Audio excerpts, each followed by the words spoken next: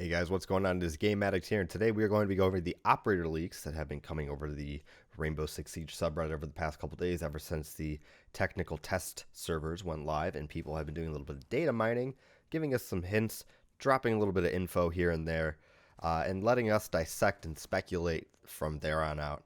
Really, we've got a lot to talk about with a little bit of information. We've got both the attacker, the defender, the map name, a couple weapons, and the gadgets. Most of all, the gadgets are really what's going to be driving this speculation. So without further ado, let's hop right into it and let's get right to the news. And with that, let's just jump right into the weapons because we're not here to listen to weapons. We want to know about the gadgets. We want the meat and potatoes of this story, the juicy details. So we're just going to gloss over this stuff really quick, kind of get it out of the way. The first one being the attacker's rifle, which is the QBZ-95, which is a bullpup designed rifle that's used by the military as well as paramilitary and various other agencies in the People's Republic of China. It does fire a 5.56. It has select firing, so that's full auto, burst, single fire.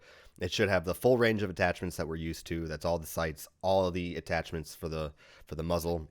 We hopefully see a angled foregrip on it, but we can almost guarantee that it's just going to have a straight grip on it. Now, the next one that we're going to be going over is the JS9, which is the submachine gun that we will most likely see on the Defenders. Now, it does look like this may have a built-in silencer, just like Echo's MP5SD. Now, I am a fan of that. I actually do really like Echo's weapon already, so to have another pre-silenced weapon in the game is something that's going to add a lot more depth, as well as kind of give us a little bit more options.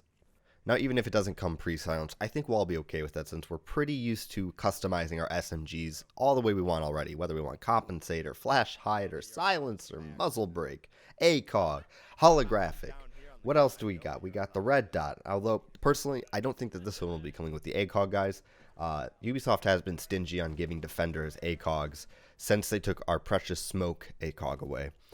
It's kind of a good thing. I'm really looking forward more to a holographic red dot sight based operator. It does add a little bit more skill to the game rather than being able to peek all the way down a hallway and have that enhanced sight line. So if it doesn't, that's perfectly fine. I think it's something to look forward to. It'll add a little bit more skill, a little bit more training, aim training to the game. So then now let's move on to the pistol.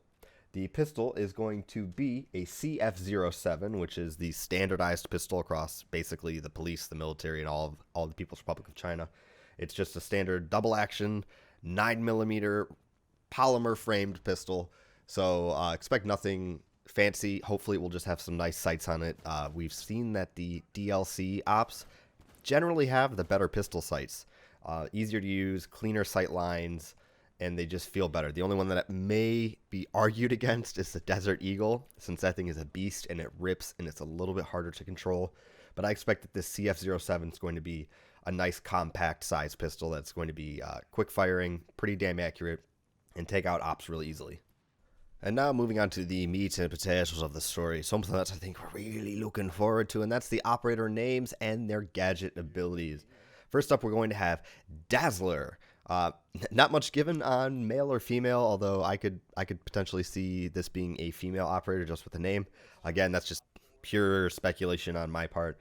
Now, what we have seen in the data mining is that the Dazzler as an actual weapon is basically a green laser that blinds your enemy with radiation. They use a green laser so it doesn't destroy your cornea. Red lasers have been found to be super damaging. And this is probably better as well for the game. Doesn't get confused then with laser sights or Kapkans, anything like that. So this is actually pretty cool. I personally kind of want to see this operator be a defensive operator. I would like to see this operator placing with what looks up to be up to 5 of these things in different sites, doorways, windows, and prevent operators, attacking operators from peeking in. I think that's something that's really original. Hasn't been done yet. Now, the actual way that it's used normally is it's mounted on a gun with a scope, and you use this thing at long range. So it'd be used by an attacker normally, but I kind of foresee it being a defensive based gadget.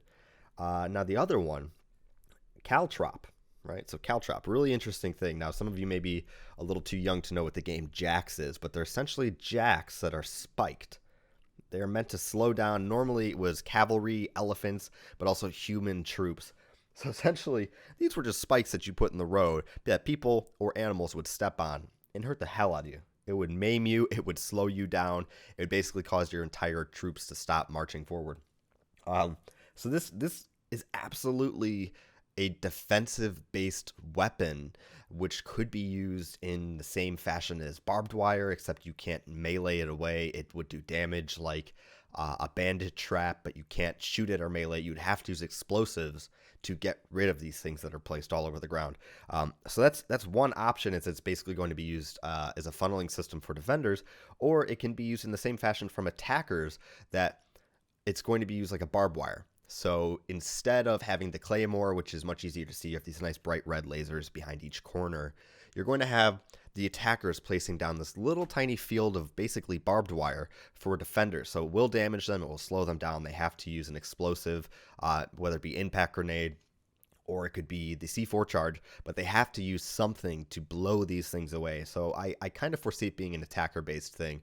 Harder to see than the claymore, but it's not as obvious as barbed wire, and it does a little bit of damage, and it's harder to get rid of. So, I mean, this is all what I'm foreseeing. It could be used in a defensive manner, although I'd really, really would like to see this on an offensive. So it would kind of make the offender, it would kind of make the offensive operator, not the offender, he didn't do anything wrong yet, would make him a little bit more, you could say, situational. You wouldn't see him being picked every time, but on certain maps, yes. If there's only going to be 2 routes of a flank, if they're playing the laundry room on Oregon, and there's only 2 stairwells that the defenders can come up for a flank once they're all downstairs, it's going to be really easy to kind of section them off, cordon them off, and watch the flank a little bit easier. I mean, this is all, again, my speculation, something that I would really like to see in the game. Some people have a little bit of different ideas. I won't get into that because this is purely what I think. But you guys can tell me what you think in the comments below. I always do like reading what you guys have to think, what you guys have in speculation, and what you guys are looking forward to in this Year 2, Season 2. And so just kind of to close this out on a light, fluffy note, we're going to go over some of the stuff that the data miners have released to us that looks like it's going to be purely cosmetic. The first one we have is Capitao will be getting an elite uniform, so I'm excited to see that. The only one that I have bought so far is Twitch. I love the face reveal. That's my favorite one. We'll have to see on Capitao. The next, we're going to have some camos that are going to be Cryptek-based camos. Doc will be getting a Banshee camo, Jaeger will be getting a Mandrake camo, and Smoke will be getting a Nomad camo. Now, these are all uniforms, so it's exciting just to get more stuff to wear so you don't look so generic, the same as everybody else. And last but not least, some what are supposed to be, and what I think will be, exclusive headgears to the alpha packs. Now, these are things that Ubisoft really wants us to grind for because it gives us that feeling of self-accomplishment when we play and play and play, and we finally open up that chest, that box, that pack, and we see that ultra rare, that legendary pack, that item, that headgear that really makes us stand out from the crowd and kind of makes us feel important for the moment. So I'm really looking forward to that as well. We should also be getting a Euro 2017 skin for a gun. Now, this is going to be most likely a challenge since they like to do this kind of stuff for these yearly events. But we'll kind of see. You know, this year's St. Patrick's Day skin was something we could just buy, so maybe this will be something you can just go into the shop and purchase with renown. And finally, I'd like to take the time to thank you guys for watching this video, for stopping by. It really does mean a lot to me. If you haven't already, please go ahead and subscribe. Throw a like down on this video right here. I do release videos almost every day, so if you do like Rainbow Six, if you like some other games, we will be branching out to that. But again, thank you for watching. You guys have a great day.